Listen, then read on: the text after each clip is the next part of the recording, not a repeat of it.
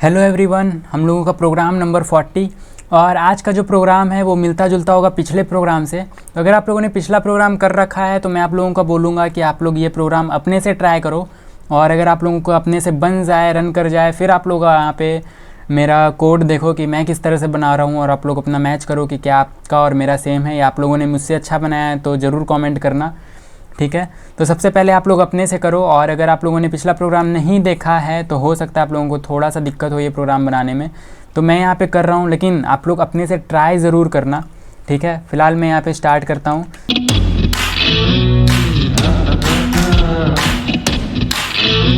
सबसे पहले हम लोग अपना हेडर फाइल इंक्लूड कर लेते हैं stdio.h और फिर इंट मेन, ठीक है।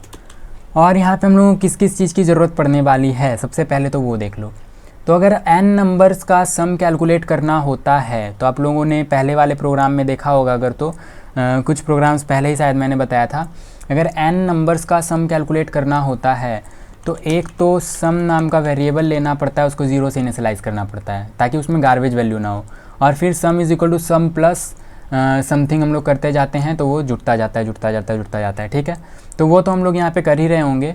और साथ ही साथ अगर आप लोगों को थोड़ा सा भी कन्फ्यूज़न है तो पहले देख लो पूरा कि हो क्या रहा है, ठीक है। फिर एक ड्राई रन भी करके अगर मैं दिखा दूंगा, अगर मुझे लगा कि ज़्यादा कन्फ्यूजन हो रहा है तो मैं एक ड्राई रन करके दिखा दूंगा आप लोगों को बोर्ड पे, ठीक है। लेकिन फ़िलहाल आप लोग पहले देखो, समझने की कोशिश करो। मैं इसलिए डायरेक्ट प्रोग्राम बता रहा हूँ क्योंकि मैंने पिछले प्रोग्राम्स में बहुत सारे ऐसे प्रोग्राम्स करा रखे हैं जिसमें कि हम लोगों ने सम को कैलकुलेट किया है, m से लेके n तक का सम कैलकुलेट किया है, n नंबर्स का सम कैलकुलेट किया है। ये सारे प्रोग्राम बेसिक प्रोग्राम्स हम लोगों ने कर रखे हैं, ठीक है। तो एक सम 0 से इनिशियलाइज़ कर लेंगे, और एक्चुअली नंबर लेना है तो एक नंबर तो ले ही रहे होंगे, ठीक है। नंबर इसमें स्टोर करा रहे होंगे और बार बार नंबर लेके हम लोग इसी में स्टोर करा रहे होंगे, एक लूप का यूज़ करेंगे डेफिनेटली।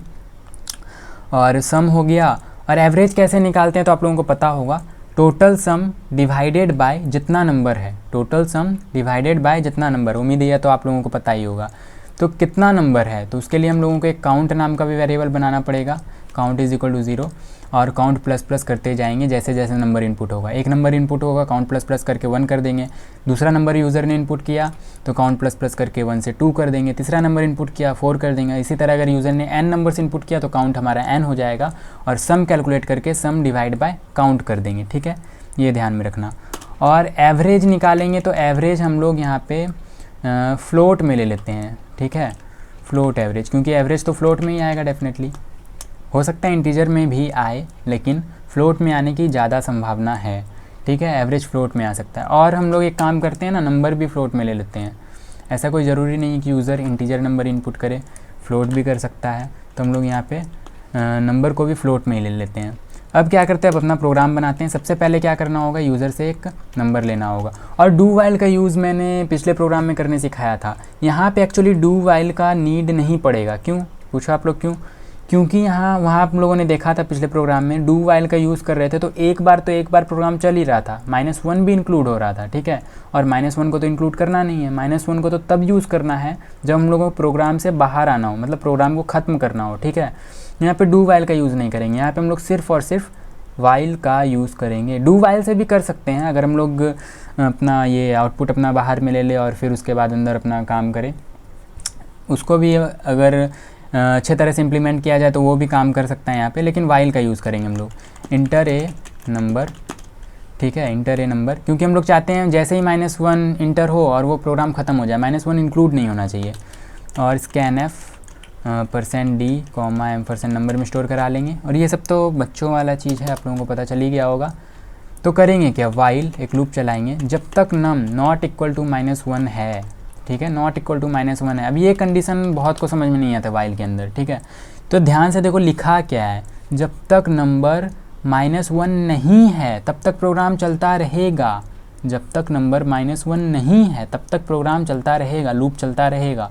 और जैसे ही -1 होगा अपना कंडीशन फॉल्स हो जाएगा और लूप से बाहर आ जाएगा, प्रोग्राम ख़त्म हो जाएगा, ठीक है। तो while num not equal to -1, जब तक नंबर -1 नहीं यूज़र इनपुट करता है तब तक क्या करते रहो, अपना लूप चलाते रहो। और इसमें करना क्या है, इसमें करना बेसिकली ये है कि काउंट को प्लस प्लस करते जाना है, और sum is equal to sum plus num करते जाना है। और काउंट को, काफ़ी सिंपल सा प्रोग्राम है, काउंट को प्लस प्लस करते जाना है, ठीक है। काउंट प्लस प्लस करते जाएंगे और सम कैलकुलेट करते जाएंगे। और ये सम कैसे कैलकुलेट होता है मैंने आप लोगों को बता रखा है, एक बार मैं अभी आप लोगों को फिर बता देता हूँ ड्राई रन करके, ठीक है। और फिर उसके बाद क्या करेंगे, सम अपना हो गया, काउंट हो गया, और एवरेज बाहर निकालेंगे, ठीक है। ये ध्यान में रखना आप लोगों को, किसको अंदर लिखना है लूप के, किसको बाहर लिखना है। जब पूरा सम अपना आ जाएगा और काउंट आ जाएगा तब ना एवरेज निकालते हैं। जब पूरा हम लोग सम कैलकुलेट कर लिए और फिर पूरा काउंट कैलकुलेट कर लिए कि कितना नंबर है, तब तो जाके एवरेज में हम लोग पूरा सम डिवाइड बाय काउंट करते हैं। तो एवरेज को लूप के बाहर लिखना है, AVRAG, average is equal to sum divide by count. अब यहाँ पे एक और प्रॉब्लम है, वो बताओ क्या, ठीक है। ये नहीं, ये तो हम लोग यहाँ पे एक्चुअली यहाँ पे इसको कॉपी करके अंदर देंगे ही देंगे ताकि ये बार बार रन होता रहे, ठीक है। एक बार थोड़ी इनपुट लेना है, बार बार लेना है जब तक -1 यूज़र इनपुट नहीं कर देता। और फॉर्मेट डॉक्यूमेंट भी कर लेते हैं यहाँ से ताकि ये थोड़ा सज धज जाए, ठीक है। तो ये तो हो गया अपना वाइल के अंदर का काम। लेकिन यहाँ पे भी एक और प्रॉब्लम है, वो याद करो वो क्या है। यहाँ पे देखो, सम जो अपना कैलकुलेट होके आएगा वो क्या आएगा, वो इंटीजर आएगा एक, क्योंकि सम को हम लोगों ने इंटीजर में रखा है, ठीक है। सम जो काउंट होके आएगा इंटीजर आएगा। अगर हम लोग सम को फ्लोट कर दें तो एक्चुअली ज़्यादा बेटर रहेगा। लेकिन अगर यहाँ पे एक और काम कर सकते हैं, टाइप कास्टिंग कर सकते हैं, या फ्लोट लगा दे तो सम फ्लोट हो जाएगा, काउंट इंटीजर रहेगा, तो float divide by integer float में अपना आउटपुट आता है। ये मैंने आप लोगों को बहुत पहले वीडियो में बना रखा है। लेकिन एक्चुअली यहाँ पे सम को इंटीजर में लेना गलत होगा, ठीक है, क्योंकि जब हम लोग नंबर ही फ्लोट में ले रहे हैं तो हो सकता है सम अपना फ्लोट में आए। तो यहाँ पे हम लोग सम को भी फ्लोट में ही ले लेंगे, ठीक है। और मैंने यहाँ पर से इंट भी हटा दिया साथ ही, तो यहाँ पे इंट भी डाल देते हैं। काउंट तो अपना इंट में ही होगा ना, चाहे यूज़र 1 नंबर डालेगा, चाहे 2 नंबर डालेगा, चाहे 3 4 5 6 7 नंबर डालेगा, 7.5 8.5 नंबर थोड़ी डाल सकता है, ठीक है। तो यहाँ पे अपना एवरेज कैलकुलेट हो जाएगा। और अब अपना एवरेज को प्रिंट भी करा देते हैं, print f average is equal to %d और कॉमा एवरेज में स्टोर है तो एवरेज, शायद मैंने गलत लिख दिया, एवरेज, ठीक है। और रिटर्न 0 भी कर लेते हैं, ठीक है। और फिर अपना प्रोग्राम रन कराते हैं। तो उम्मीद है मैंने सब कुछ सही सही लिखा है। मैं एक बार आप लोगों को समझा देता हूँ यहाँ पे ड्राई रन करके। ऑब्वियसली मैं अभी आप लोगों को समझाऊंगा, समझ में नहीं आया तो। लेकिन अगर आप लोगों ने मेरा प्रोग्राम यार पहले से फॉलो कर रखा है, सारे 39 प्रोग्राम बना रखे हैं, तो ये यार ये आप तुमको तो अभी भी बेसिक ही लग रहा होगा, ठीक है।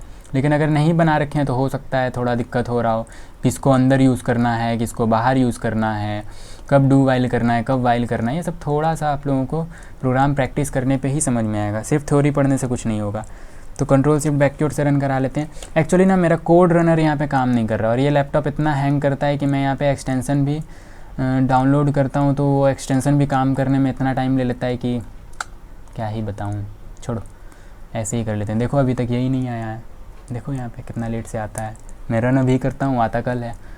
तो यहाँ पे क्या करेंगे, GCC प्रोग्राम का नाम प्रोग्राम 40.c। तो जब मैं रन करा रहा हूँ ना, आप लोग थोड़ा सा आगे बढ़ा लेना, स्किप कर लेना, क्योंकि मेरा लैपटॉप थोड़ा सा हैंग है, ठीक है।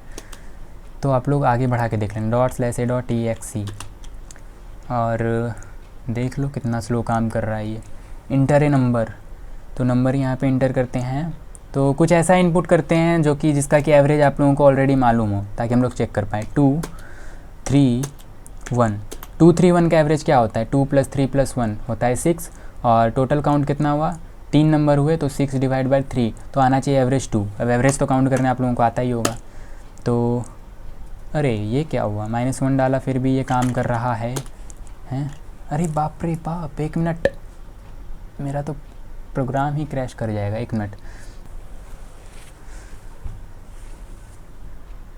अच्छा यहाँ ध्यान से देखो, शायद हम लोगों ने नंबर को फ्लोट में रखा है, ठीक है। नंबर को फ्लोट में रखने की वजह से यहाँ पे शायद कोई प्रॉब्लम हो रहा है, क्योंकि यहाँ हम लोग नम को इक्वेट कर रहे हैं -1 से। तो अगर शायद हम लोग नंबर को इंट ही कर दें तो ये शायद काम कर जाएगा। नंबर को इंट कर दे या यहीं पे कुछ टाइप कन्वर्जन कर दे तो काम कर जाएगा।